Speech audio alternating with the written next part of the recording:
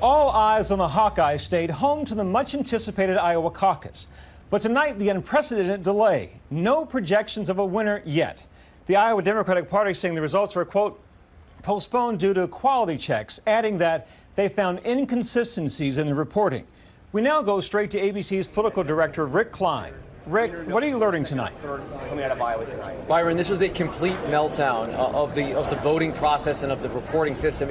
These are caucuses, so they're a little bit different than regular elections. So people gather in these rooms, then those results get tabulated in the rooms, and then they get sent back to party headquarters. Some 1,600 of these locations. That's where the problem started. The party had an app that it had never used before. That didn't work in all cases. And what happened is some of the information wasn't getting sent, or the party was noticing inconsistencies in that information. Then some of these precinct people would try to call them up. They got busy signals. They weren't able to get through. They were put on hold. The bottom line is that even now we have no results in from the Iowa Democratic Party on these first-in-the-nation nominating contests. It has cast a shadow over the kickoff to this election season for Democrats, and it's possible that we never really know what the results in Iowa. Already the Biden campaign is out with a statement saying they may not trust the results. They want to review that. We are delayed essentially indefinitely, and whoever wins Iowa will have a lot of the potential bump taken away from them because of what really is a disaster in planning and execution, Byron.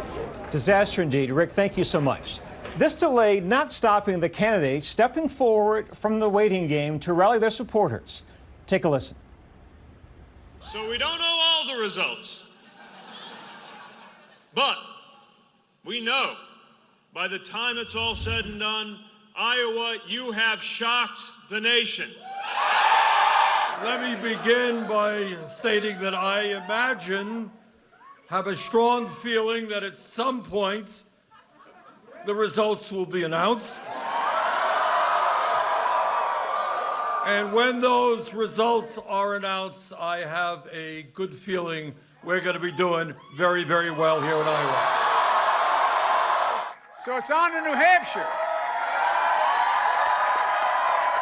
Nevada, South Carolina, and well beyond. We're in this for the long haul. Tomorrow, Donald Trump will make a speech about the State of the Union, but I have a message for every American. Our union is stronger than Donald Trump.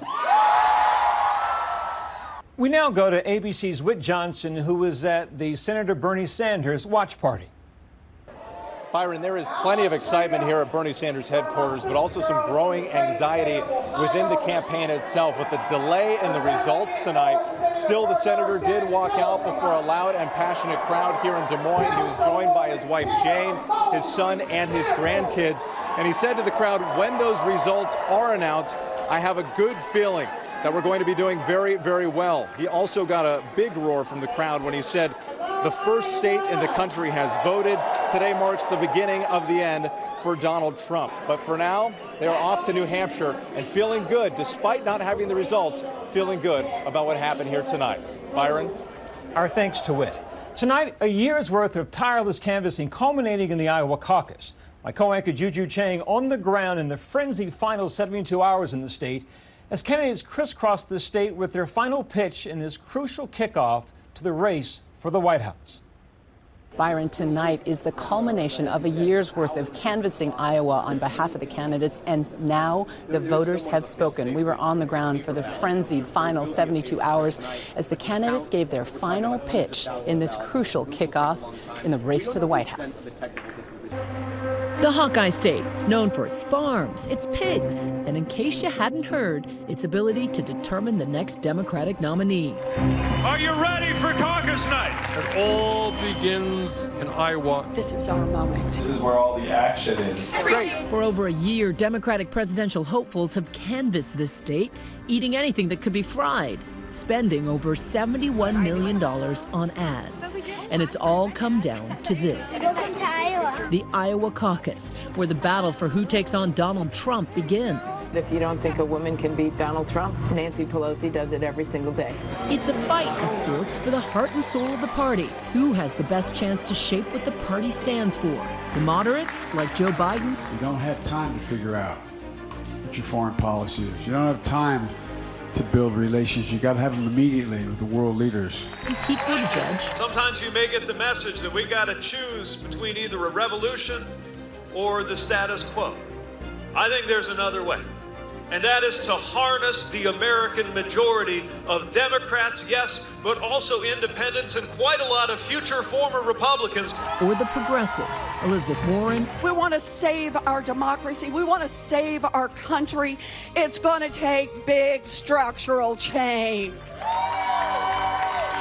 And I got a plan for that. And Bernie Sanders. Healthcare is a human right, not a privilege. We will pass a Medicare for all single-payer program. Iowans cast their first votes tonight, and we're here taking you inside the caucus with an undecided voter at a precinct in Des Moines. You're literally going to caucus with these people tonight. Yes, I'm going to go ask them why they want my vote. Here, the nominees are selected through a complex caucus system, one of only 6 states to do so. I am truly undecided. Why should I join Team Warren? Voters move around the room, some trying to be convinced, eventually joining their preferred candidate's cluster. Once everyone is chosen, caucus leaders take count. The caucus is underway behind me. Whichever candidate doesn't get 15% in the first rally, their supporters have to get people to come to their camp or go to someone else's. Chad Kamen has been caucusing for 20 years. And if they find out, you're undecided, you become very popular. You're the pretty girl at the dance. You are aggressively undecided. Yes, I am. Who are your top 5?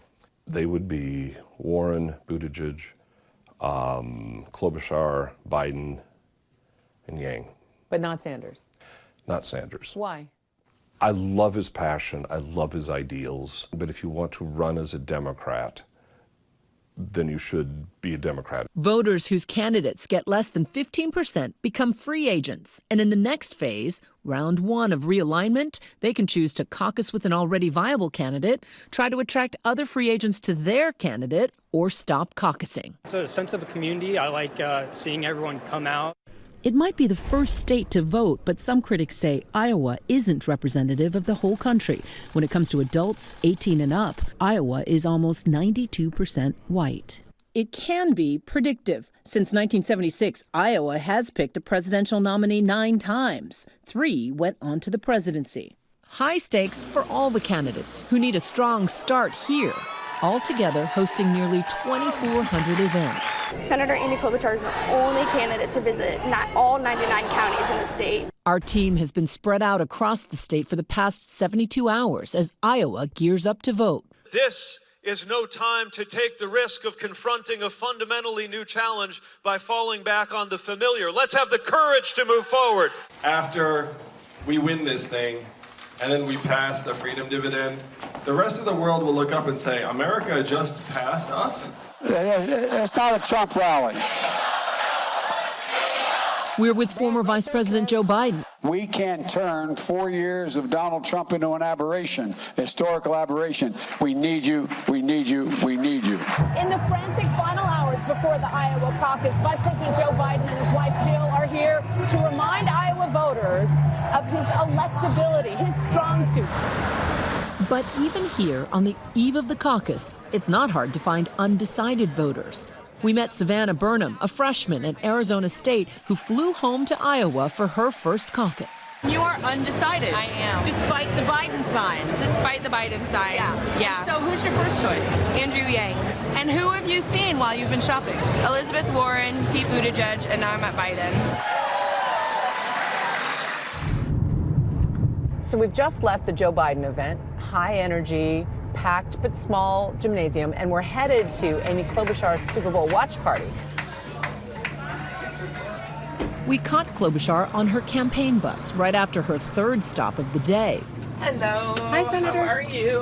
Which she juggled just before heading back to D.C. for the impeachment hearings. I'm a mom. I can do 2 things at once. So I just keep going back and forth. And we are a real grassroots campaign. I can win, and that unites us because I'm someone that gets things done. And I bring the receipts to this race. I am the only one on the debate stage that has consistently led a ticket and won in red and purple areas.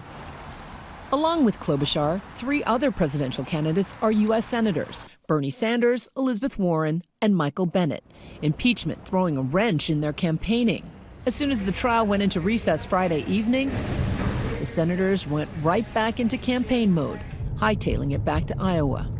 If anybody listened to the impeachment trial of the last week, you really get the very strong feeling that this is a president and an administration that believes they are above the law. It is clear in the Constitution, no one is above the law, not even the President of the United States. The field started out historically large. At one point, almost 30 people were running to be the Democratic nominee. And the pool, the most diverse in history, filled with women, people of color, and a gay married man. Now the field has whittled down. Tonight, Iowa voters chose between a variety of candidates. Next, it's on to New Hampshire. ABC News will host a Democratic debate this Friday. These 7 candidates will be on the stage. Not on the stage? Former New York City Mayor Mike Bloomberg, who remains a wild card, putting all his resources in for Super Tuesday, when 14 states will vote. He's spent over $300 million in ads, and some national polling shows him in several voters' top 5. But this is just the beginning of the contest, and if we've learned anything from 2016, what happens next is anyone's guess. And when we return, we head back to ABC News headquarters in New York and my co-anchor Byron Pitts, who will break down tonight's results with the powerhouse political team. Stay with us. Hi, everyone. George Stephanopoulos here. Thanks for checking out the ABC News YouTube channel. If you'd like to get more videos, show highlights, and watch live event coverage, click on the right over here to subscribe to our channel. And don't forget to download the ABC News app for breaking news alerts. Thanks for watching.